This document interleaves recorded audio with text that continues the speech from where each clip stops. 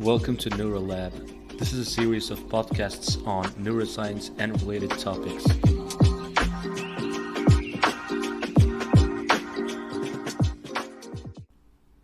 Hi, my name is Ismail, and I have founded this podcasting series called NeuroLab. In this podcasting series, we're going to be talking about neuroscience and related topics. So, there are many reasons why I started this podcasting series.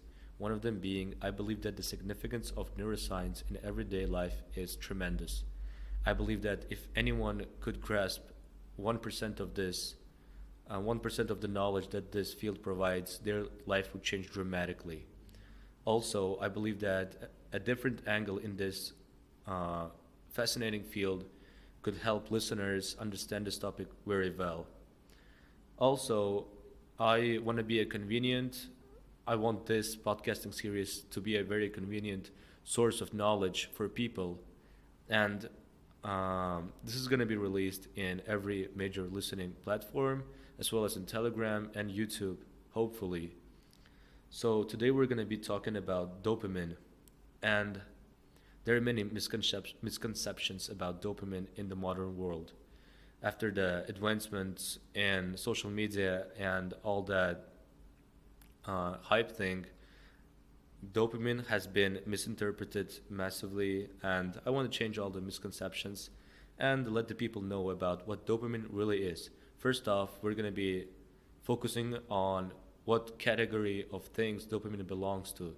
And as many people may know, it is it belongs to a group of neurotransmitters in the brain. This podcast is not gonna focus on heavy biological knowledge on neuroscience, but we're gonna have to dip our feet on this topic a little bit. And neurotransmitters are chemicals that travel through neurons, or to be precise, they go from one neuron to another's receptors. Now, as I said, I'm not going to dive into heavy biological knowledge, but we have to know a little bit about this. So, dopamine is a chemical that promotes motivation, drive, pleasure, and reward. It is heavily um, it is heavily involved in any movement, any external movement that we make every day, from many groundbreaking changes or transformations humanity does to many other things, like even just craving for a cup of coffee in the morning. Everything that you crave or you do is because of dopamine. And social media also claims that dopamine is the main reward chemical, or it's just that unwanted chemical that gets us addicted to unnatural highs. But this may this is not the case, because dopamine also is involved in many other things, and it's just the way we manage our lifestyles that determines if we are addicted to unhealthy dopamine spikers, I'd say, or we're addicted to real, natural, healthy, rich dopamine. So let's go first into a baseline and spike. Dopamine is released in two ways: baseline and spike. Baseline is the natural level of dopamine that your body produces in your life. It is just produced, and it's produced in everyone's brain. And um, so baseline dopamine levels determine how motivated or how engaged you are. Many many of us know a friend in our lives that is very motivated. That is because of his high set dopamine baseline levels. And there are spikes, which are the increases in our dopamine levels due to certain reactions, I'd say. For example, um, when you imagine um, when you imagine a song, or like a song comes into your mind and it just keeps rolling there, that makes you grab your headphones, put them on, and listen to the song. Or there are many other things. For example, you may see your book, and you may see your book in the corner in your kitchen, and you may want to grab it and read it. So this is a spike. When you look at something that has been engaging in your life, you get a dopamine spike, and when you grab it and start doing the activity, it dopamine also is there. And usually after a spike of dopamine, you get a little decline in dopamine baseline. For example, when you have achieved something tremendous in your life, whether it's running a marathon or achieving a high result in a test, you're usually very happy. I mean, everyone has been through that.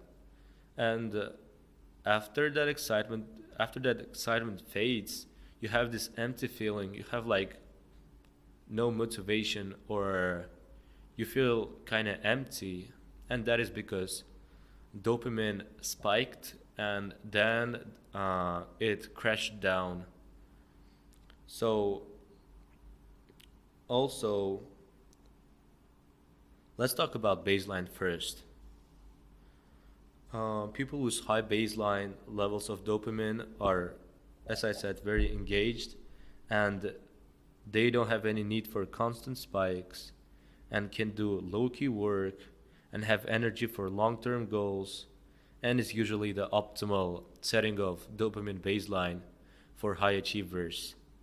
And there is medium range baseline, which is normal range, can hit flow with proper conditions, or motivation is average. I mean, there are a lot of people with medium levels of dopamine baseline, and it's obviously not the optimal setting of dopamine baseline, but it is just what it is.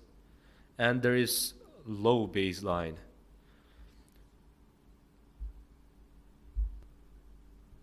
So people with low baseline levels of dopamine, their motivation feels weak, and they're very, you know, challenged to hit the flow mode, or the mode where you are consistently motivated to do something effortful. And it's very easy to get addicted to small instant spikes because you just have no motivation and just need something to fill you up, I guess. And there are many factors that influence the level of baseline. There are genetics, lifestyle, habits, stimulation, environment, and those things obviously determine the level of baseline you have. And there are so many things that are within our circle of influence, like Stephen Covey said. And we're going to be focusing on that, but first let's get a little bit of knowledge to baseline. There is you know an approximate graph, a line graph of baseline average for each group age, and I'm gonna tell you precisely what that means.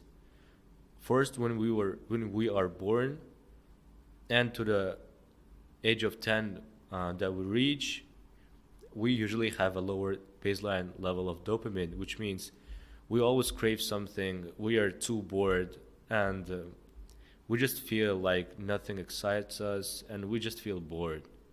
And after that, rising, the average baseline level rises to approximately the age of 20, and it is there until it is you are 25 years old.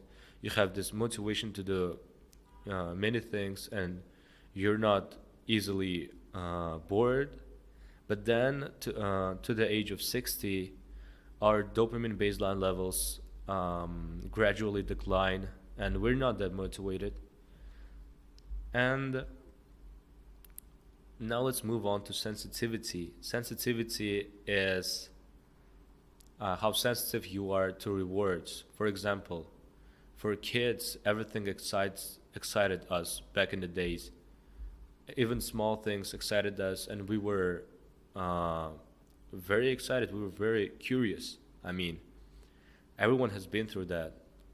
And the sensitivity determine factors are receptor density, which is your genetically set density, receptor health, uh, which is your lifestyle habits, and there are so many people uh, in this world who became addicted to many small instant hits with no effort, like scrolling, porn, or many other things, and they just dump our sensitivity. They just desensitize our neurons, and we no longer want to do anything. For example, this has been the case for a long time. For the last few years, kids, especially the age of like 6 to 10, usually have their phones, and they go on YouTube, Instagram, TikTok, and they scroll endlessly, aimlessly for long hours. And after they've scrolled, they're just, the motivation is not there. They are bored, and also the fast short-term content doesn't hit anymore because they became sensitive to uh, the type of content that they watch. And after that, it's very hard to do any homework or any effortful activity. And this is a bad thing because it obviously takes a toll on the human creativity. So sensitivity and baseline are like, can be both matched differently. For example, you may have a low sensitivity and low baseline, but it's usually not a natural setting. People usually drive themselves into such binges and something like that to achieve that kind of state. You may have a high baseline and low sensitivity, which helps with uh, long-term effortful work. And people with high baseline levels of dopamine and low sensitivity, they usually can work long hours and enjoy it. So there can be matches between these two characteristics. And I think this is gonna be it for our first episode. I hope you guys enjoyed the content, and I hope you guys grasped a lot of things about basic uh, dopamine knowledge. I mean, in the upcoming episodes, they're gonna be longer and they're gonna be more, um, you know, they're gonna have much more knowledge and they're gonna be much more enjoyable. But I think this is it for our first episode, and I hope you continue listening to our podcast series, and I hope you keep sharpening your knowledge about this field.